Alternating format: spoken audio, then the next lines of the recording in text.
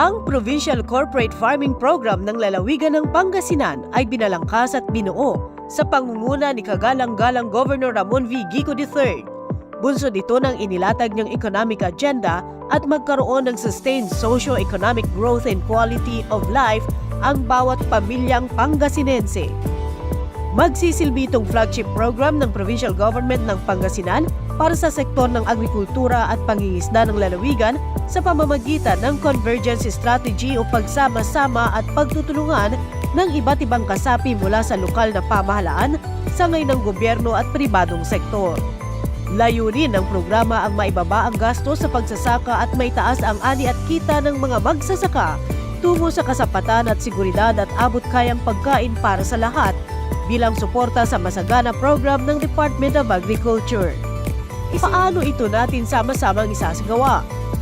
Ang unang hakbang ay ang Farmers Convergence o pagbubuklod ng mga sakahan at pagsama-sama ng mga magsasaka.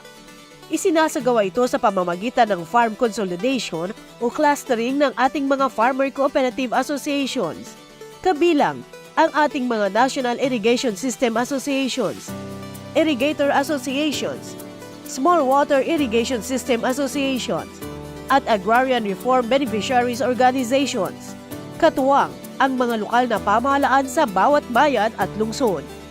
Gamit ang program protocol bilang pamantayan, isinasagawa ang site at FCA identification, site validation at program orientation.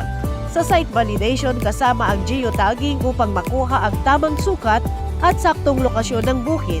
Sa pamamagitan nito, naiiwasan ang area duplication at naitatama ang mga impormasyong kailangan sa farmers profiling, gayon din sa registry system for basic sector in agriculture o RSBSA ng Department of Agriculture. Ang 4M's ng Farmer Convergence: magplano, maghanda, magpatupad at magnegosyo. Magplano.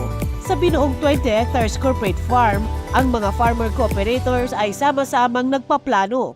Mula sa buod ng talakayan, binubuo ang Common Calendar of Farming Activities kung saan isinusulong ang sabayan o synchronous farming. Maghanda.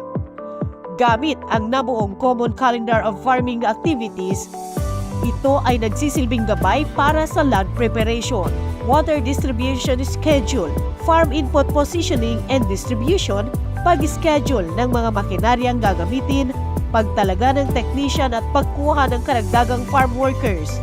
Nakapaloob dito ang pagsasagawa ng mga kaukulang pagsasanay at technical briefings katuwang ang program partner sa ilalim ng Corporate Farmers Class. Magpatupad. Patuloy nating hinihikayat ang mga FCA beneficiaries at farmer cooperators na sumunod sa Common Calendar of Farming Activities tungo sa sabayang paggawa. Sa sabayang pagpuksa ay nakakatipid sa gastos at maiwasan ang pagbaba ng ani. Ang farm mechanization ay sinusulong din ng programang ito upang mapagaan at mapadali ang gawaing bukid at makabawas sa production cost. Magnegosyo. Isinusulong ng corporate farming program na turuang magnegosyo ang ating mga FCA beneficiaries at farmer cooperators. Nagsasagawa ng mga organizational strengthening kasama na rito ang pagbuo sa kanila bilang isang kooperatiba. Hinihikayat ang ating mga farmer cooperator na magsama-sama sa pagbebenta ng kanilang ani o collective marketing. Sa pamamagitan ng collective marketing, napapalabas ang kanilang kakayahan sa bargaining power upang sila ay maging major player sa ating food value chain. Dagdag pa rito ang mataas na presyo. Ang ikalawang hakbang ay Program Partners Convergence. Sa pangunguna ng Provincial Government ng Pangasinan, pinagbuklod ang mga tumutulong sa ating mga magsasaka mula sa hanay ng local government units, mga FCAs, national government agencies at private companies at lending institutions. Program Accomplishment. Bigas ang pangunahing pangangailangan natin. Bilang kontribusyon ng programa sa pagtataguyod ng mababang presyo at mataas na kalidad ng bigas para sa lahat sa ilalim ng Masaganang Rice Industry Development Program, inumpisahan ang programa noong dry cropping season calendar year 2022-2023 mula September 16, 2022 hanggang March 15, 2023. Base sa resulta ng Corporate Farming Rice Production Pilot Project, nakapagtala ng kabuuang ani na 3,536 kavans, o 176,820 kilograms sa hybrid palay at 3,597 kabans o 179,840 kilograms sa inbred palay.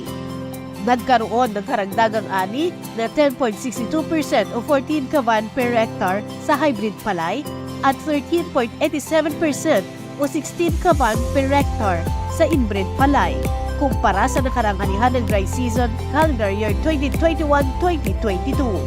Ang naitalang average yield per hectare ay 6.78 metric tons o 136 bags sa hybrid palay at 5.91 metric tons o 118 bags para sa inbred palay. Sa pamamagitan ng programa ay naibaba natin ang production cost per kilo ng hybrid palay ng 2.20 pesos. Nagkaroon ng kabuoang savings sa production inputs ang ating mga FCA beneficiaries nang aabot sa 984,903.40 pesos. Tumaas din ang ani ng ating mga farmer cooperator ng 14 na kaban kada hektarya at nagkaroon sila ng karagdagang kita na nasa humigit kumulang 950,553.70 pesos.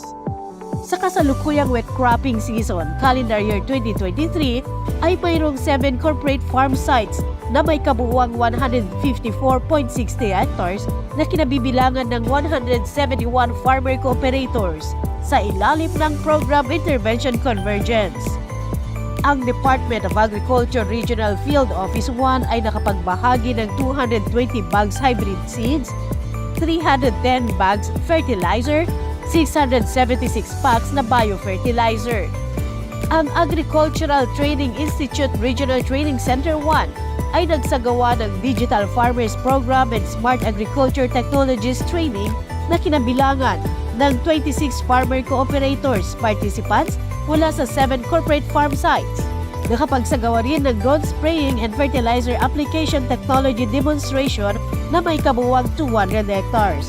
Mula sa provincial government ng Pangasinan ay nakapagbahagi ng kabuuang 1,987 bags na pataba na nagkakahalaga ng 3,932,332 pesos at pamuksa ng peste na nagkakahalaga ng 827,362 pesos. Ang kabuuang halaga ay 4,759,694 pesos. 1,024 na magsasaka ng 35 Farmer Cooperative Associations mula sa 6 na distrito ng Pangasinan ang matagumpay na nagtapos sa Corporate Farming Program. Ang seremonya ay pinangunahan ni Governor Ramon V. Gico III, Vice Governor Mark Ronald D.G. Lambino, Provincial Agriculturist Dalisay Moya at mga kinatawan mula sa Department of Agriculture at Agricultural Training Institute. Kami na mamumuhunan sa inyo, probinsya na rin ang maaaring bumili ng inyong harvest, ang inyong palay o ang inyong bigas. Harvester, rice processing, drone, magtingin tayo. No? At maglalagay po ako ng budget para tulungan tayo sa marketing at budget para kami na rin bibili ng inyong mga palay kasi nag-corporate farming po tayo. Sa graduation ceremony, nagpaabot ang Agricultural Training Institute ng 500,000 pesos na pondo sa pamahalaang panlalawigan bilang bahagi ng Project Assistance for Provincial Agricultural and Fisheries Extension Systems o PAFES. Layunin nitong itaas ang kalidad ng pagsasaka sa probinsya.